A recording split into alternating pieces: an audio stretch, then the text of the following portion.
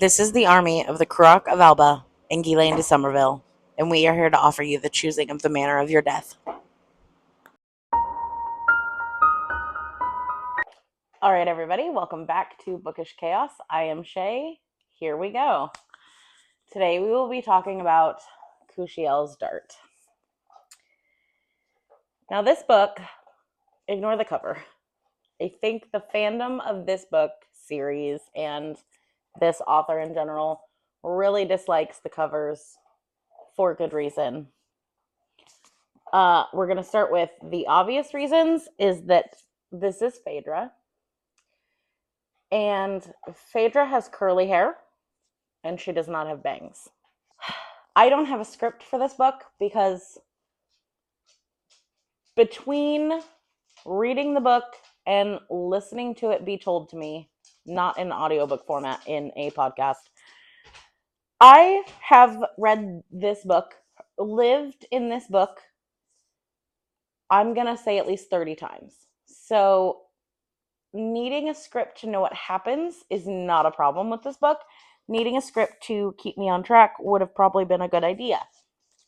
I'm not going to go into full detail. This is going to be absolutely a non-spoilery review because I want everybody and their dog who is an adult to read this book, to read this series. I have not read the second series, and I have not read the companion book for this one that just came out in a male character of this book, his point of view. We love him. We love him very much. So we're going to start with each of the books has like a little blurb directly under the name of the book. And this one's is When Love Cast Me Out, It Was Cruelty Who Took Pity on Me, which is the epitome of Phaedra's life. About the only thing that I think that most people would have a problem with is if you're not real good with anything French, this book, old cat's trying to get out of my bedroom. Hold on. Come on. Get out. Hemi, leave your brother alone. So when you open this book and you look at the map, most of the characters, and we start in Terre d'Ange, and it is essentially French. The map of this world is laid over, if you lay it over a map of our world, you can see the similarities to where it is. At one point in this book, you do go to Alba, which is essentially like the British Isles.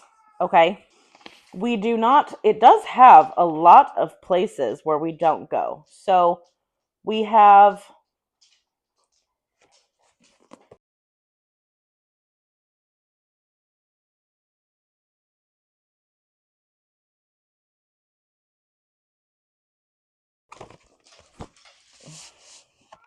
start in Terre d'Ange. We do end up in Scaldia, and we do end up in Alba. We do not go to Cerdice Unitas, which is like Italy. We do not go to Aragonia, which is like Spain. But other than that, I do like it does have a list of all of the people and what they are. So, like, we'll use this as Ganelion de la Corcelle is the king of Tedange. And that's what it says. Ganelion de la Corcelle is the king. So members of the royal family of La Serenissima, even though you don't really need that right now. Peerage, so the dukes. And then it's got the other places, Alba, the leaders of the Night Court, the main people in Scaldia, who resides on Three Sisters, even though we don't have any of that, the Singani people. Things like that. This book is like Phaedra from the future is telling us this story. So while she does live in the moment of things while they're happening, we often get future Phaedra's foreshadowing towards things that are going to happen in not a way that spoils anything, but in a way that makes you go, wait a minute, what did she mean by that? Which I absolutely love. So we start out, then she basically essentially is saying, I was born of one of the night court houses. I am not born a peasant. And it is written in a way, here I'll read you the first line. Lest anyone should suppose that I am a cuckoo's child, got on the wrong side of the blanket by lusty peasant stock, and sold into indenture in a short fallen season, I may say that I am houseborn and reared in the night court proper for all the good it did for me. So this book series, this world, has a form of indentured servitude. It does describe how you get out of it. So if you are in indenture to one of the night court houses, not everybody is indentured to one of the night court houses. Phaedra, for example, is not. But if you are in indenture to one of the houses, you are bought for a price, because they are essentially, we're going to use this word one time, and then I'm never going to use it again because it is not the correct term. They are prostitutes. They are sex workers. So they pay a main sum to have the night with you, and then you receive patron gifts. Your patrons give you gifts, and these patron gifts then go towards your mark, and your mark is a physical, tangible thing. You go to a markist, which is a tattooist, and say you get a patron gift of $300, and that gets you an inch of tattooing done. He starts at the base of your spine after your mark has been drawn up, and he will mark that 1 inch worth of money onto your skin, and every single time you go back. And you add a little bit more based on how much money you receive that you can then give to the markist. And I'm sure that in more detail, there is probably like a percentage that he gets and blah, blah, blah, because obviously the markist has to find a way to make money. So, but that itself, the logistics of how like your markist makes money is never gone over in this book, which is fine. There are so many other things that she had to think about to make this book a reality that it's fine. So we open on Phaedra, and she is discussing how her mother was from Jasmine House, and each of the houses of the Night Court have a thing about them. Jasmine House is more exotic beauty. Think like Persian, olive, dark skin. Everybody in this world is beautiful. I'm just going to start that out right now. Not a single ugly person, actually ugly, from Teronge. Not a single one of them is ugly. Now, if you ask them about other places, other countries, that might be changed. Apparently you get all of editing me today. So apparently my camera decided that it didn't know if it wanted to focus on me or focus on the dog. So one of us is blurry and one of us is in focus, alternating. So I apologize. There's nothing I can do about it. So her mom was from Jasmine House, but her dad was just a merchant's son. He did not come from any of the night court houses. He was just a regular person. And they fell in love. He ended up in Jasmine House one night, and they fell in love. And he, while he is a merchant's son, is bad at being a merchant. He sucks at his job. He's not good. So they try to make it work. They try to let him do his job, and he can't. So she goes to Jasmine House because she is at this point so pregnant with Phaedra that she needs to go to Lion. She returns to Jasmine House. They accept her. The plan is, we're going to sell this baby. I don't want this baby. We're too broke. We're going to sell this baby to Jasmine House. And then they can rear her in Jasmine House, and she can pay off her mark and whatever. But we are no longer going to be responsible for this baby because we're going to sell it until Phaedra is born. And when babies are born, they're kind of ambiguous, and sometimes they have features that disappear or change over time. Especially with like babies' eyes, they're kind of like an ambiguous color, and then they solidify a couple months into age or even weeks or whatever. So as Phaedra got a little bit older in terms of like months, they realized that Phaedra was flawed. While she's very beautiful in her adulthood, she's gorgeous. She is flawed because she has very large, deep brown eyes. Deep, deep brown eyes. But in her left, I think it's her left, rich and liquid dark, save for the left eye, where in the iris that ringed the black pupil a fleck shone, and it shone red. Thus I did enter the world with an ill luck name, her name's unlucky, and a pinprick of blood emblazoned on my gaze. So her parents did not know that Phaedra was a cursed name. It was an unlucky name. You learn more about that in the second book, about her namesake. So she has very dark eyes, but like a blood red, but like bright blood red speck in her eye. And it's not a little speck. It's like if you take your eye, I would say most of the brown part on one side of an eye is red. It's very obvious. The leaders of the Night Court houses are called the Duanes. And the Duane of Jasmine House is like, she is imperfect. She does not fit the cast of our house. She cannot live here. We will not rear this child. Please knock it off. He just flopped himself down in a fit. Anyway. The sigh. And so they take little baby Phaedra and they leave. And for 4 years, they make it on their own. But it's just too much. Her dad sucks at being a merchant. So her mom makes one last attempt. I'm really making the beginning part of this take way too long. So her mom makes one last attempt and she goes to the original, very first created Night Court house, which is Sirius House. And Sirius House is spelled like the Sirius flower, and it is Cereus. So she takes her to the Duane of Sirius House, Miriam. And Miriam is like, okay, we will take her. She said, the child is unfit to serve the 13 houses. Yet, she is comely, which in this world means beautiful. In some worlds, comely means like frumpy. But not in this world. And being raised to the court may fetch a considerable bond price. In recognition of your years of service, I will make you this offer. These are the terms.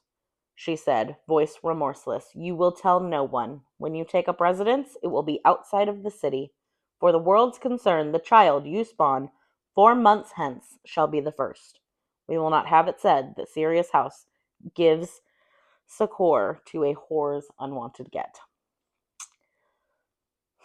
As I heard my mother's soft, indrawn breath of shock, and witnessed the old woman's eyes narrow in satisfaction. So that is what I am, then, my child self thought, a whore's unwanted get, which is wicked, but also is something that follows Phaedra for her entire life. Every time she second guesses herself, it's because she remembered that at 4 years old, the Duane of Sirius House named her a whore's unwanted get. So she goes to live at Sirius House. She is 4. The Duane strikes the bargain. She pulls a cord and rings a bell, and an adept comes out and takes Phaedra's little tiny Phaedra's hand and leads her away. The deal is struck. She no longer has parents. And so Liliane, her mother, and Pierre, her father, they leave. They do what they're told. They take their large sum of money and they leave. And so we fast forward and a little bit to her being just a little bit older, and we get a little bit of the lore of this world.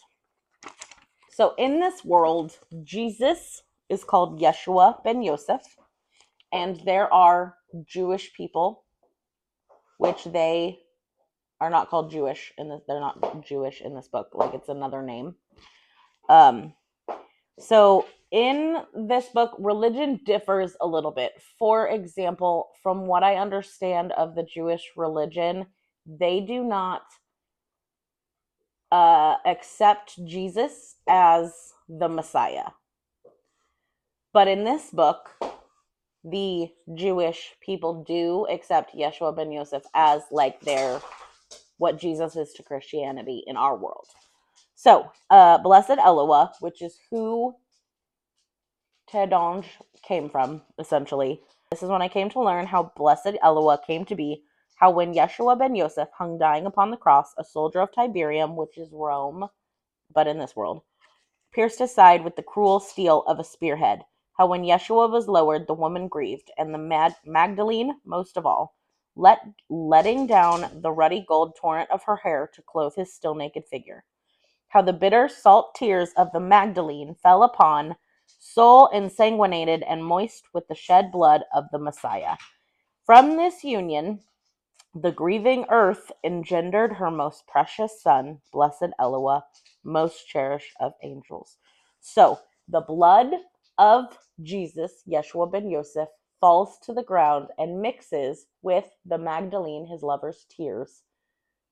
The earth absorbed this and spat out and gave birth to Eloah, who is kind of like a demigod.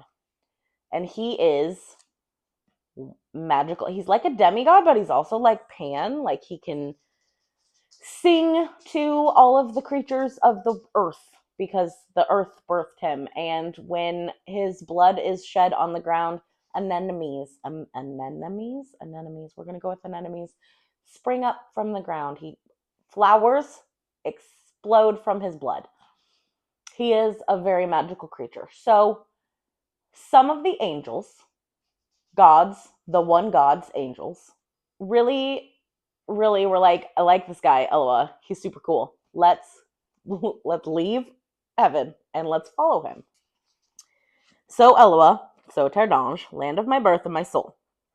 So for 60 years, blessed Eloah and those who followed him, Nama, Aniel, Azza, Shemhazai, Camiel, Cassiel, Ishith, and Kushiel made to dwell here. So Kushiel starts. We will finish Eloah's stuff. So Eloah and his companions, the angels that decided to follow him, wander the earth forever. God is sad because his child, Yeshua ben Yosef, is dead. So he just kind of pretends that Eloah doesn't exist. And then he comes out of his grief many, many years later and realizes, oh, my child essentially begot this bastard kid who is just fucking shit up on earth. And so he sends a herald down to be like, you need to get back up in heaven. You cannot be down here. You're gonna fuck shit up. And he's like, oh, Eloah's super groovy. And he talks the herald into going back up empty-handed. And he sends another one down. And one of his companions, when the other herald comes down, is like, this is enough. You need to return. Eloah is standing there listening to this guy say this to him. And Cassiel hands him one of his daggers. And Eloah cuts his hand. And he bleeds red blood onto the ground. And he looks at the herald and he said, my grandfather's heaven is bloodless, but I am not. And he's like, if he could create me a place like his heaven where I won't interfere with what is happening on earth, then I will go there. I will go there if he would create a place for me and my companions and my ancestors to go when they die. I will go. I will leave. And God's like, I have no such place for you. And the mother frickin' earth, who hasn't spoken in millennium, says to him, together we can create it. So Eloah had already created Tardange. And so they create Tardange that lies beyond. And that's where Eloah and his companions end up going. But before they end up going there, when he settled in Tardange after, so they go through a lot of trials and tribulations, people trying to murder them, a king locks up Eloah, and Nama has to lay with this man. Anyway, so they end up taking over and creating Tardange, and all of the companions create their own. They all take a province, essentially, and all of these provinces are named for them. Like, we have Azal, Kusheth, Suivol, Namar, Legnas, Isandi, and Kemlock, and that's about it, I think. And so they all created their own place. And we learn a lot more about other companions in this book, and we learn a lot more about the other companions in other books. We are going to focus strictly on Nama for this because of the Night Court and everything. So Nama, to assist Eloah, Nama laid with strangers for food, for clothes, to get him out of the jail cell, to keep them from being killed off. Many things. Nama laid with strangers. She got jiggy with strangers for Eloah, for her love of Eloah. So that is where the night courthouses came from. They all take an aspect of the history of things that Nama did, and that is what they created their house on. So like Sirius house are delicate, like Nama was delicate. And there's another house that is of perfection because in their eyes Nama was perfect. And there are they say that Nama sometimes whipped her lovers, and so you get Valerian and Mandrake House. Don't ask me to remember which one is which. One of them you go there to be whipped, and the other one you go there to whip people, in like a BDSM kind of way. Like, so all of the houses, all 13 houses of the Night Court, took a little bit of Nama's story and created it. Sirius is the very first house that was ever created in honor of Nama. So that is the goddess that you serve. You are dedicated to Nama, and that is how you make your mark. Being sex work to honor Nama, which is what I love about this book is nobody judges it. I mean, they judge it, but like not really. It's accepted because it is a form of worship to their goddess Nama. Now, originally, if you are a Jesuit, that's what the Jewish people are called. If you are a Jesuit, they are not gods, they are angels, and there's only one God. But to the people of Terdange, the people who are, some of them, actually of bloodlines of these angels, or in their case, gods, that's how they see them. They are gods to the people of Terdange. They are gods. They are not angels, even though originally they were God's angels. So anyway. Okay, so Phaedra gets a little bit older. At this point, Phaedra's like 6. We're going to jump forward a little bit. Phaedra's like 6. And they're trying to decide, the Dwayne of Sirius is trying to decide what in the hell to do with this kid. Because she's like, I cannot have her actually be indentured to my house. She does not fit the canon of my house. So they're trying to decide what they want to do. And there is an eccentric nobleman named Anafiel Delaunay.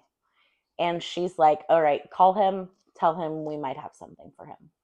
So he gets there and he's talking to her and he's like, Miriam, what do you want me to take this child for? Because in Sirius house, they are taught to kneel abante, which is kneeling down with like your head down. And so she's kneeling off to the side. So he can't actually see her. He can see like the top of her curly brown hair and that she is a small 6-year-old kneeling on this kneeling cushion. So he's like, Miriam, I have a pupil. Why do you think I need to have another? And she's like, Phaedra. And so Phaedra snaps her gaze up because she's been ordered to. And Anafiel Delaunay was sitting with like his boot on top of boot like this, just like back big chillin'. And when she snaps her gaze up and she looks at him, his top foot falls and he falls forward. And you get a wonderful curse, which you have many of them in these books. And he studied me. His booted heel dropped to the floor with a thud. Eloah's balls. He gave a bark of laughter that startled me. And he looks at her. Delaunay unfolded himself from the chair in one smooth, elegant motion, lowering himself to one knee before me. He took my face in both hands. Do you know what mark you bear, little Phaedra? And she's like, no, I breathed. He took his hands away, touching my cheek briefly in reassurance, and stood. Kushiel's dart, he said, and laughed. You've an angoissette on your hands, Miriam. A true angoissette. Look at the way she trembles, even now caught between fear and desire. Kushiel's dart. There was an echo of uncertainty in Jareth's voice. The Dwayne sat unmoving, her expression shrewd. And he's like, you should keep better archives, Miriam, if you don't know what it is. And he recites from memory a poem about Kushiel's dart. Mighty Kushiel of rod and wheel, late of the brazen portals, with blood-tipped dart a wound unhealed pricks the eyes pricks the iron of chosen mortals. Kushiel's dart is what this is. This red spot in her eye, that's what this is. She's been marked by a god. Kushiel of rod and wheel. Kushiel, we learn more about all of the angels and Eloah's companions at later points in all of the books. But this is where we learn about Kushiel. Kushiel was the punisher of God. He was the one who punished those who deserved it. So he was the punisher of hell, essentially. And he was displeased with the one God because the one God was displeased that through his cruelty, through his punishments, those he punished came to love him. And the one God was like, that is not okay. They shall only love me. And so that is part of the reason why Kushiel defected, essentially, and went to follow Eloah. So being marked by Kushiel means, as he was the punisher of God, that she needs the punishment. And it gets very in depth. I will not go full detail on it, but the most intense BDSM things that you can think of, she requires. It's very complicated. So that's a little bit about Phaedra. Hello.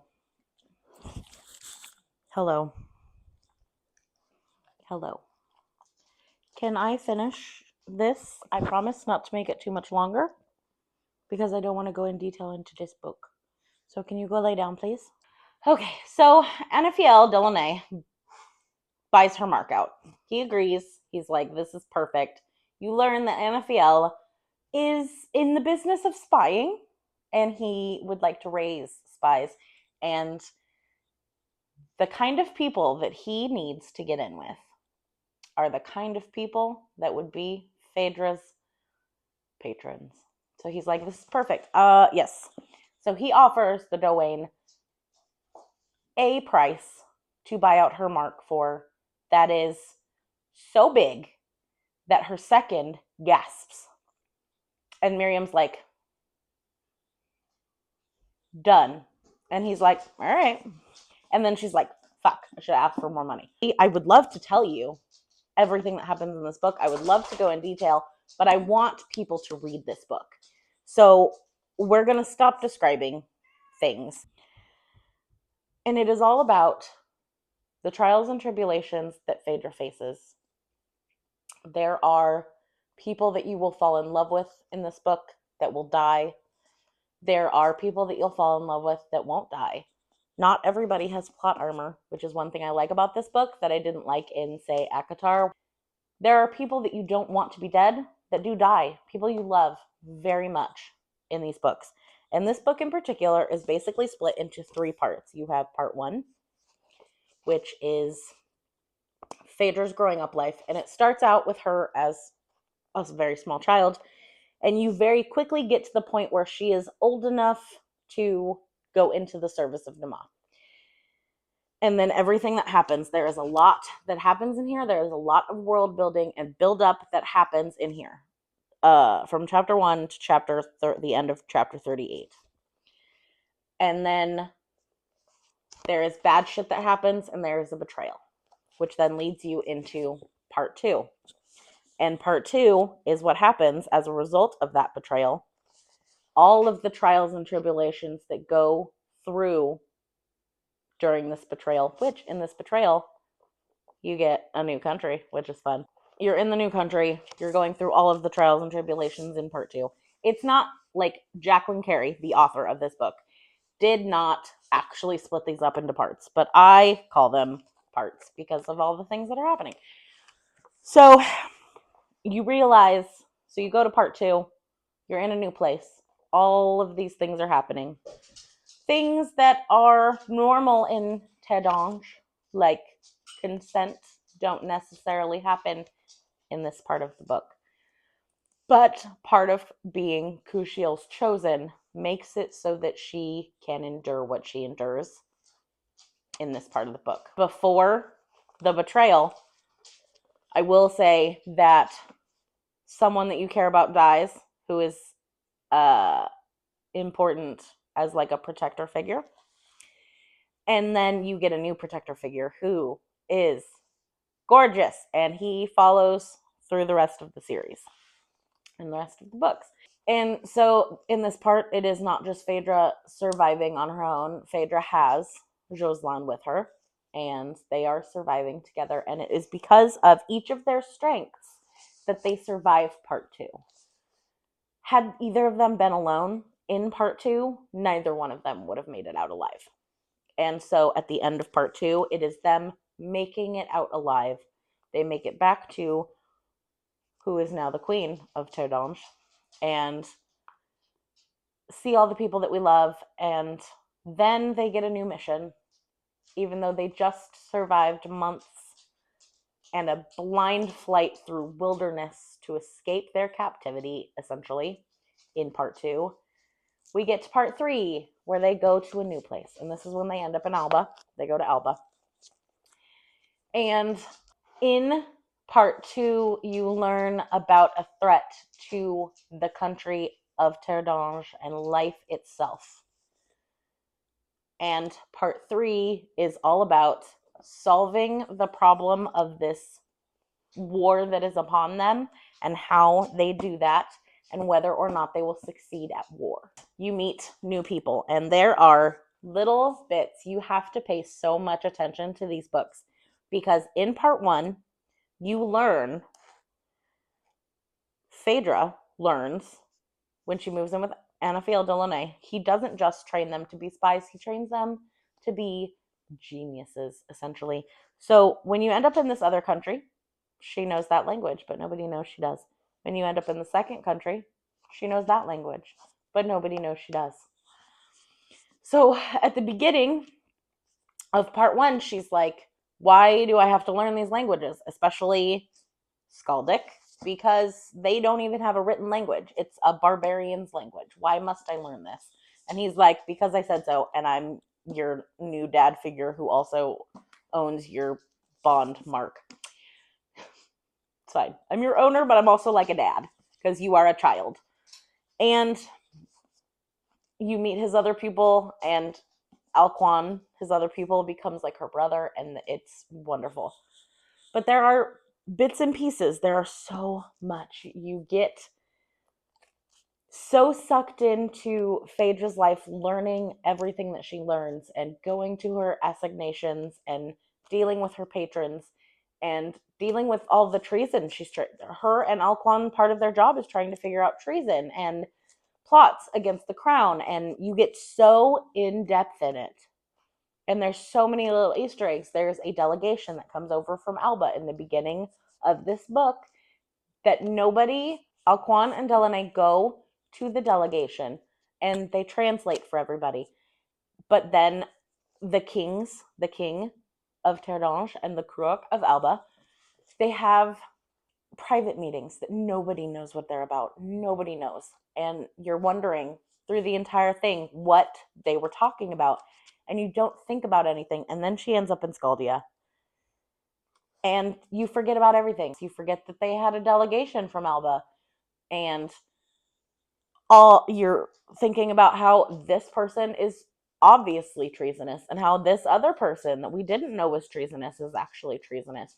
And then they get sent to Alba, and you're like, why am I going to Alba? You find out what that secret meeting after the delegation in Alba was about. You find out what the kings had a discussion about. You find out why so many people wanted to stop whatever was happening with Alba. There are so many things that you're like, oh my God, that's what that one sentence 300 pages ago meant. Like, Jacqueline Carey does not write anything in her books that does not have significant meaning. In the second book, there is a throwaway line where Phaedra is talking to the king's poet, and the king's poet is like, blah, blah, blah, blah, blah. And then that thing that she just throws away, you go and you see it halfway through book 3 or book 2. Like, oh God, these books are so magnificent, and she is such an amazing author. Please read these books. Like I said, about the only thing that you might have problems with is reading some of the names. But you know what? Half of us, I know book people. I am a book person. Half of us skim over complicated names. How many people knew that Hermione's name was actually Hermione? Or like the ACOTAR world. Some of them have some pretty weird names. How many people just kind of glaze over it and call them something? It's like the Reese Rice argument and discussion about Rhysand in the ACOTAR world. Just skip over the names if that's going to bother you that bad. But these books, they're so wonderful. And there are like intense things will be happening. You'll be having court drama or intrigue happening or something crazy is happening. And then it's like, oh, we're going to go take a pause. You're going to breathe for a minute and we're going to go get our tattoo done. Or more in the second book than this book. It's like court intrigue happening. We're going to go get a fitting for our new dresses done now. You can breathe and rest for a chapter. It's not constantly bad things are happening. Like they have the worst flight to escape Skaldia in the end of part 2. And then the next trek that they go on, they have to go from in the country estate. They have to go from this in the country estate all the way through the provinces to the edge of another province, and they make it. And it's a stress-free journey. They have so much fun. It's just like a fun excursion for days on end to get from the estate that they're in to the other side of another part of the country. And it's fine. They get there and then they have like, oh my God, are we going to actually make it to where we actually need to go? Moment of panic, and then it's fine. It's just so good. It's so good. I don't know any other way to describe it. This book, the second book, I have not finished the third book. I'm a little afraid because I heard that the third book is really rough and a lot of trauma happens. So I'm really scared to finish the third book. I'm like 20 chapters in. Nothing terrible. I mean, the third book starts and children are kidnapped, but I mean, come on now. This series is the only books that I give true 6-star status because of not only how much you enjoy it, but also the writing, the world building. If it seems like something is a plot hole in this book, you maybe get the answer to it in book 2. There are a few things that like, we're going to leave this as like a plot hole, but actually you're going to figure it out at the end. I have not read all books in the world that exist, but this book series, this author, Jacqueline Carey, you are, not that Jacqueline Carey will be saying this, but you are the most amazing author. Like, read this book. Please, I beg of you, read this book, read this series, Kushiel's series, which is Kushiel's Dart, Kushiel's Chosen, and Kushiel's Avatar. And then she just released Cassiel's Servant. And Cassiel, if you'll remember from the beginning of this video, is the companion who handed Elua his blade so that he could cut his hand. There are Casseline brothers, which are the followers of Cassiel. And their job, like Cassiel's job, is to be the companion, to be the protector for whoever their charge is. In Cassiel's case, it was Elua. In Jocelyn's case, it is Phaedra. So Cassiel's Servant is Kushiel's Dart. From the point that Jocelyn enters this book, it is his point of view of everything that happens in this book. And, oh God, I want his point of view for the second book because it's even crazier than this book. You travel to more places. Oh my God, it's amazing. But the moral of this video that I'm now rambling on, and I need to end this video before I get any more mush-mouthed and just keep going in circles, is read Kushiel's Dart. read Kushiel's Chosen, read Kushiel's Avatar, even though I have not finished Kushiel's Avatar because I'm scared. I'm a scaredy cat. But, oh God, you will not regret reading this book. And I know of many people who have seen these books and decided not to read them because of the cover and just pretend the cover doesn't exist. Books. So that is going to be my you need to read this review of these books. It's not even a review. It's like a please read this book desperation cry for 45 minutes that probably nobody's going to watch. But that's okay. All right, thank you for coming to my channel, and I hope to see you guys next time. Make sure that you like, subscribe, and click the bell button for more videos from me. I will see you guys soon. Hi, friends. Yes, I have already taken off my makeup, but I did a really bad job of describing why I love this book. So I'm going to read you my number one favorite line from this entire book to convince you to read this book. And that is, this is the army of the Kurok of Alba and Ghislaine de Somerville, and we are here to offer you the choosing of the manner of your death.